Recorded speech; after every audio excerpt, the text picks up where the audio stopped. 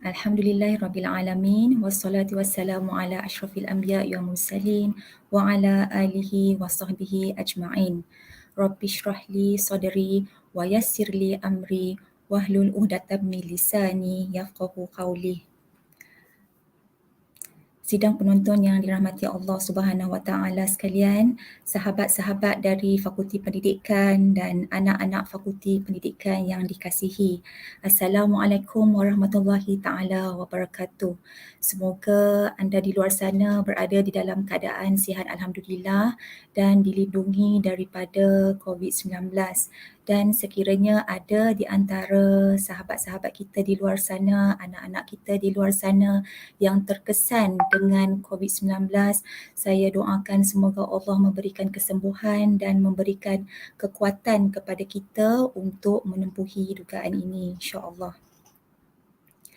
Terima kasih saya ucapkan kepada Fakulti Pendidikan kerana telah memberi ruang kepada saya pada petang ini untuk bersama-sama berkongsi ilmu untuk slot slot Bicara Pendidik siri ke-22 anjuran Fakulti Pendidikan melalui FB Live pada petang ini 26 Julai 2021. Jadi pengisian ini sebenarnya adalah untuk peringatan untuk diri saya sendiri juga, okay? Dan bukan hanya menyampaikan untuk yang di luar sana. Okay, jadi sebelum saya mulakan, izinkan saya memperkenalkan diri. Saya Suziana Hanini binti Sulaiman. Kawan-kawan ataupun pelajar panggil saya Puan Suzi ataupun Madam Suzi dari Jabatan Pengurusan Pendidikan Bahasa Fakulti Pendidikan. Bidang saya ialah di dalam language education dan juga English as a second language. Jadi tajuk saya pada petang ini ialah berkaitan dengan instilling adab through language education. Okay, so how should we instill adab when we teach language, right? And how to have a teacher who teach English and at the same time can spread knowledge about Islam besides showing good example, okay, to the students. So actually this is what we are trying to do in our faculty, okay, especially through our department where we have 2 TESOL programs for diploma level as well as in degree level. Where through the courses that we offer in Faculty of Education, we try to instill adab and we try to inculcate the values while delivering the lessons. Okay, so everything that is in the book is translated and is transmitted, okay, not only the content, but we as lecturers, we try our best to share the knowledge, okay, by showing a good example to our students. Right, so insyaAllah if we learn TESOL in KUIS, we will also share ilmu nakli, ilmu akli, okay, which we hope can be benefit when you finish your studies. Right, so if you look at the courses that we offer in our faculty, for example, the subjects that I'm teaching at the moment on social linguistics, okay, we share, we remind students to use proper salutation, okay, when we talk to people, especially to strangers, okay, on what is the proper salutation that should be used when we talk to people.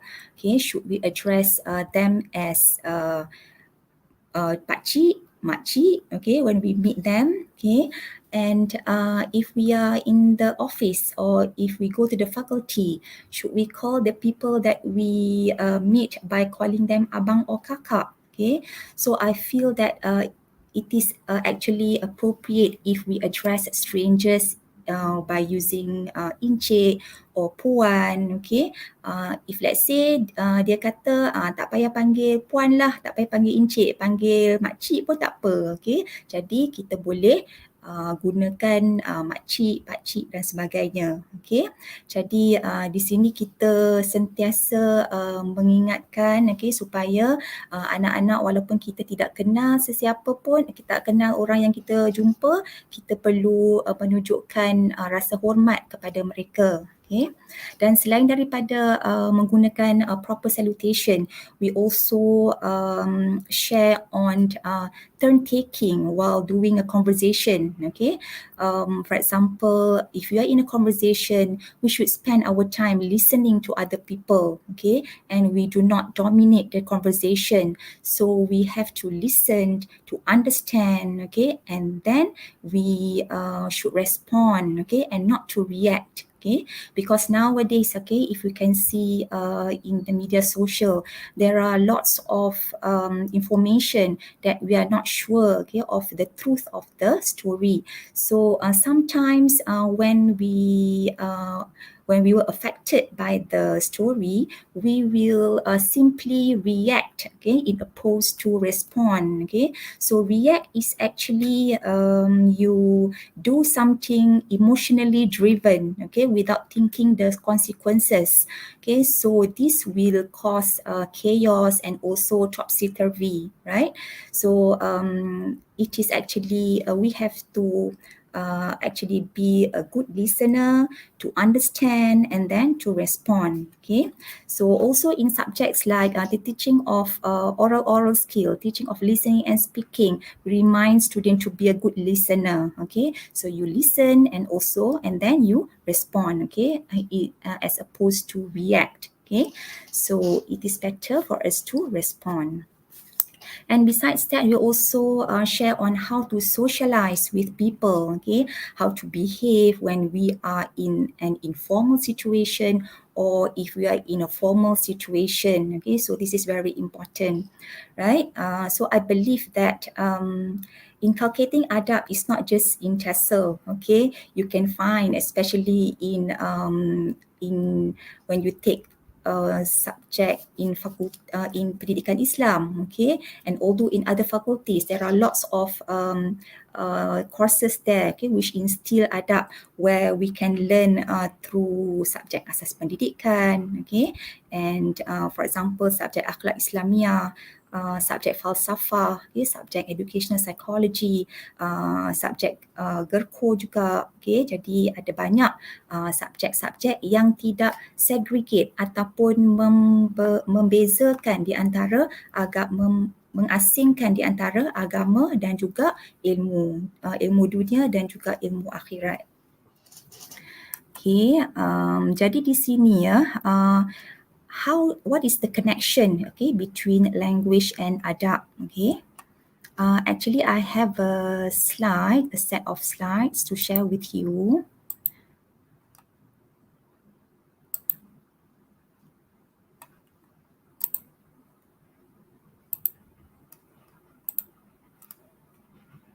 Okay, this is my slide on our topic today.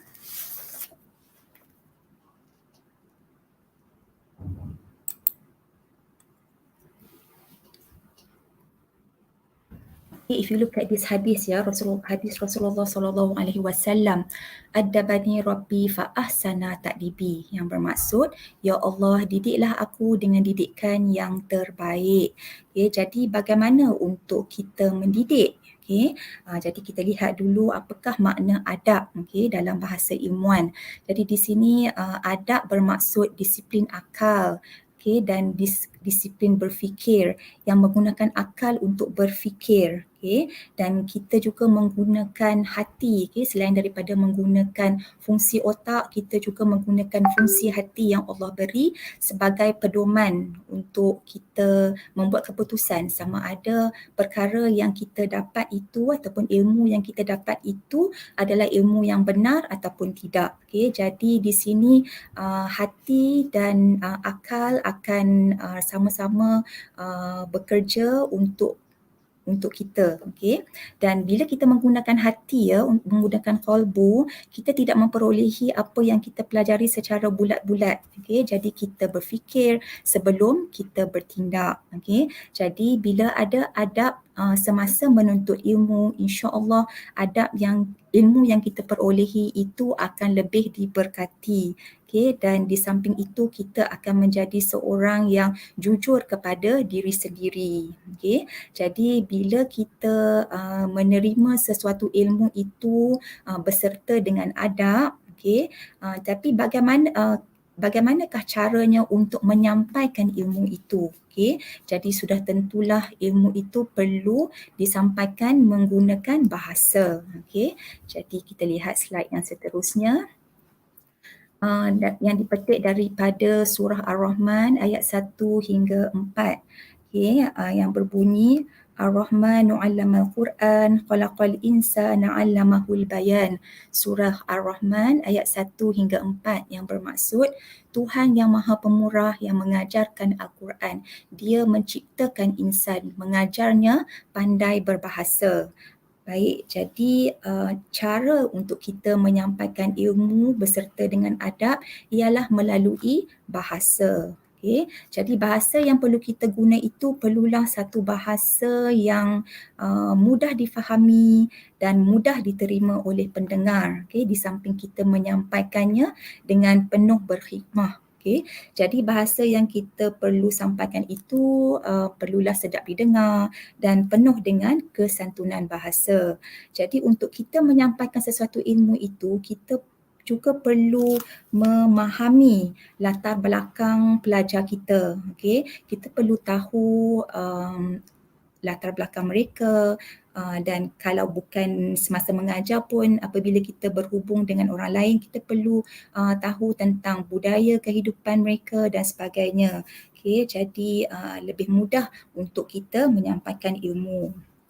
Okay, jadi apabila kita menyampaikan ilmu dan faham tentang latar belakang pelajar kita, mereka akan menerimanya dengan lebih mudah. Okay. Jadi bahasa ini sebenarnya bukan sahaja bahasa secara verbal, tetapi ia adalah bahasa non-verbal di mana kita menggunakan perkataan-perkataan yang sesuai, intonasi yang sesuai beserta dengan ekspresi wajah yang sesuai, okay, semasa menyampaikan ilmu.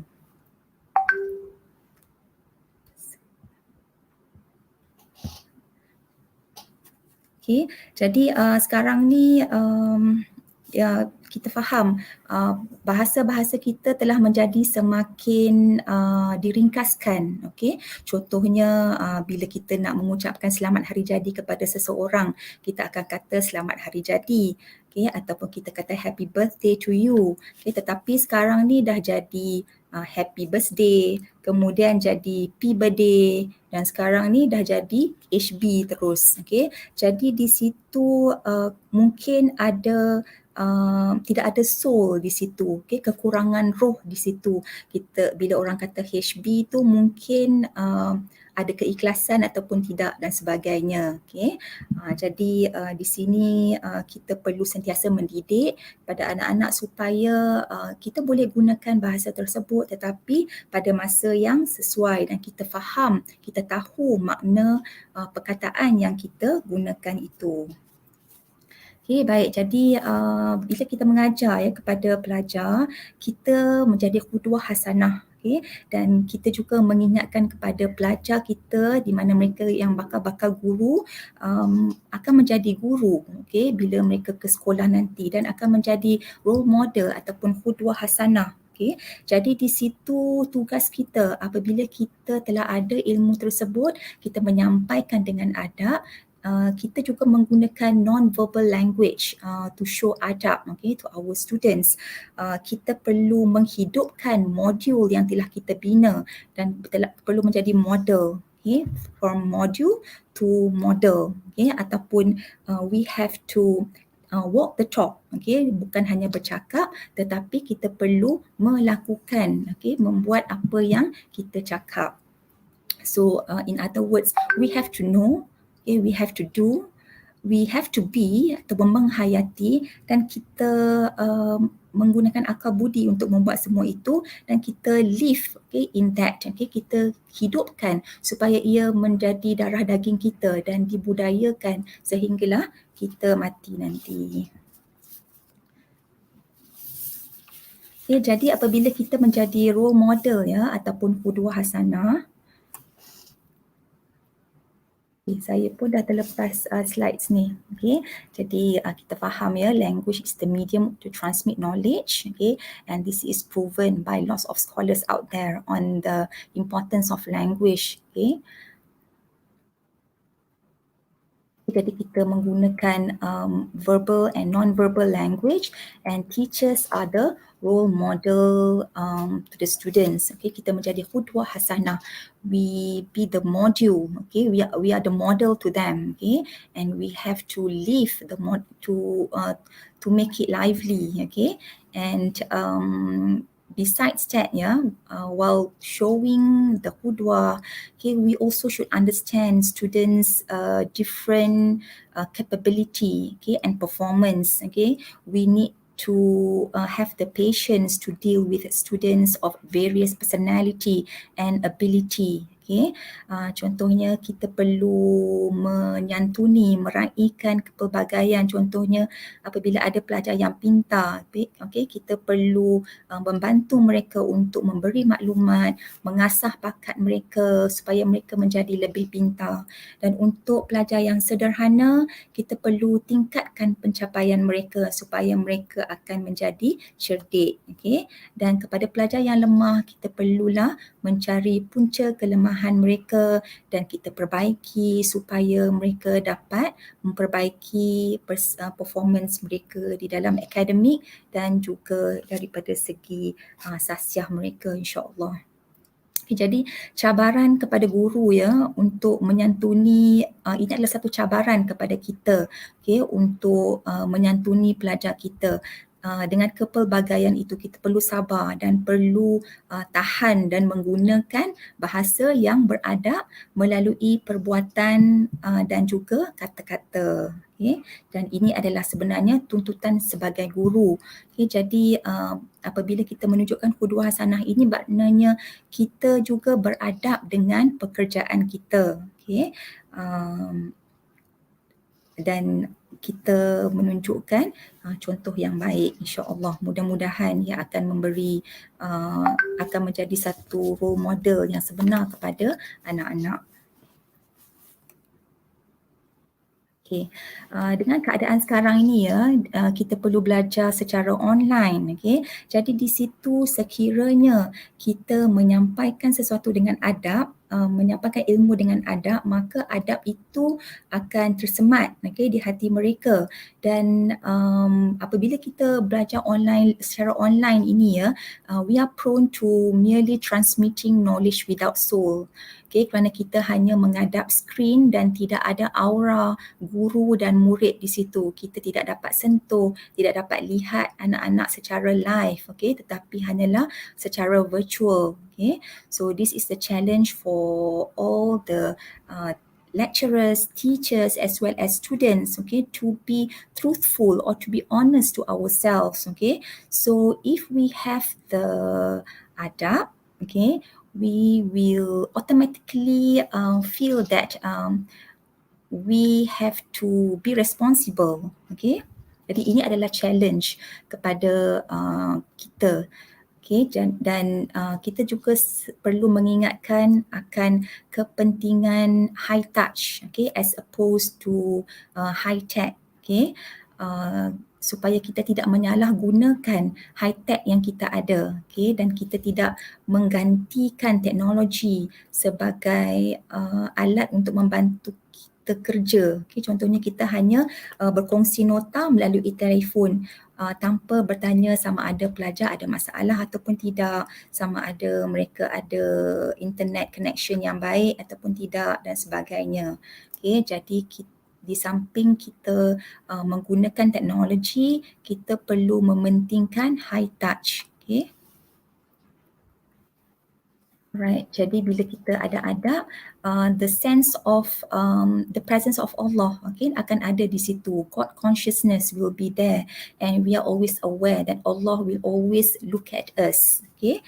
Dan secara automatik kita akan menjadi beradab, dan apabila di dalam kelas kita akan pastikan kita mendengar sepanjang masa, okay, ataupun walaupun kita tengah ada bengkel, tengah ada mesyuarat, kita tunggu sehingga mesyuarat berakhir, okay, dan tidak hanya on the screen dan kemudian tidak berada di hadapan screen dan tidak mendengar kandungan di dalam mesyuarat ataupun semasa dalam kelas. Okay, jadi God consciousness here is very important. Okay, so bila kita beradab, okay, kita akan put things in a proper place and understand our responsibility. We will understand our responsibility as a student, as a teacher, okay, as a mother, okay, as a friend, as a worker. Okay, jadi kita akan bila kita ada adab dan ilmu itu, kita akan cuba melaksanakannya. Kita perlu melaksanakannya, insya-Allah.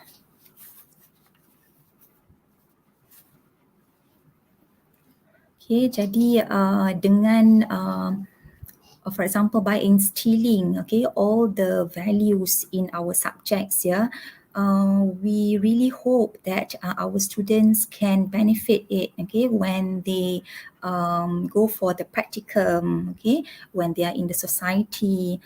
For example, when they, I have one case where the teachers in the schools, okay, they thought that she is an ustazah, okay, but she is actually an English teacher. Okay, it is because the way she dressed, the way she behaved, okay, looks like an ustazah. Okay, so this is actually something good that has, it means that the fragrance of KUIS, okay, is already out there. Okay, so people know about the good things, okay, but about TESOL students in KUIS, okay, where we have mold our own niche, okay. So even though they are English teachers, but they were like an ustazah, okay, and they can also be muazzin, okay, and besides that they can also lead the recitation of dua. Okay, insyaAllah. And also we as the gatekeeper, yeah, talking about the interview, okay, talking about the interview before we select students to enter Faculty of Education. We did an interview, and even though we interview TESOL students, okay, we also ask questions about tajweed, about whether they can recite Al-Quran. We ask them to recite Al-Quran. We also ask them questions on Tauhid, okay, on fiqh, right? And because this is very important, okay, and we have to make sure that they have the knowledge so they can use their ability to speak in English to spread the knowledge and to spread Islam, insyaAllah.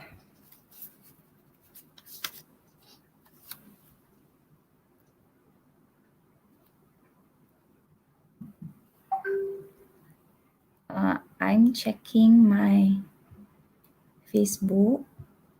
I think I can't see the conversation here. Okay, there is no upcoming event. Okay, so there's no conversation and there's no question. Okay, all right. So I'm almost finished. This is my not to say the final slide. Okay, so the conclusion is adab is the key to knowledge. Okay, and while we should integrate adab while seeking knowledge, because this will result in getting meaningful knowledge and blessed, okay, from Allah Subhanahu wa Ta'ala. So language, knowledge and adab are very closely related. Okay, so we need to have all those things in order to make us a knowledgeable person, and at the same time we have the values, we carry out the values, okay, and at the same time insyaAllah we will be the hamba Allah yang diridai, okay, insyaAllah. Okay, this is just some sharing from Nelson Mandela.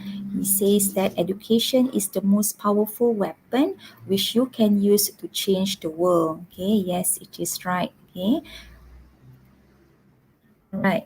So once if we have adab in our mind, okay, whatever course that you take, you will insyaAllah the values will be still in you, okay. The values begins from the seed, okay.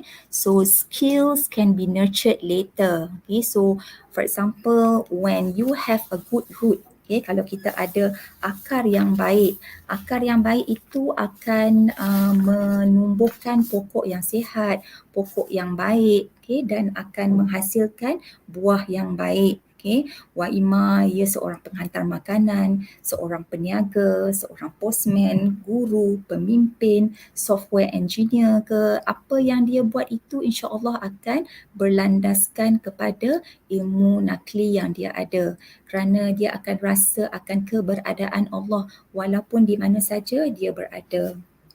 Okay. Contohnya bila kita dihantar ke mana-mana pun insya-Allah kita akan menjadi orang yang baik, walau dihantar ke negara-negara yang bukan Islam pun kita masih mengekalkan integriti kita sebagai seorang yang Muslim. Okay. Jadi di sini dengan adanya ilmu sahaja, ya, kita tidak akan mendapat pahala. Okay.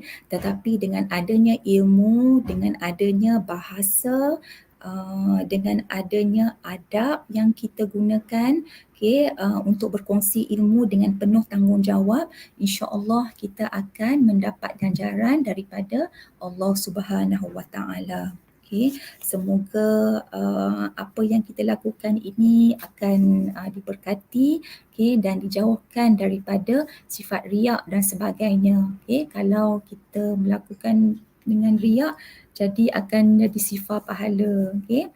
Jadi saya rasa setakat ini sahaja perkongsian saya untuk kali ini. Yang baik itu daripada Allah Subhanahu Wa Taala dan yang lemah adalah daripada diri saya sendiri. Okay, yang baik boleh dibawa keluar dari sini dan yang kurang baik harap tinggalkan sahaja di sini. Okay, jadi stay safe wherever you are. Semoga kita semua dilindungi daripada ancaman COVID-19. Semoga semua sihat-sihat sahaja. Dan insya-Allah moga satu hari nanti kita akan dapat berjumpa secara bersemuka insya-Allah.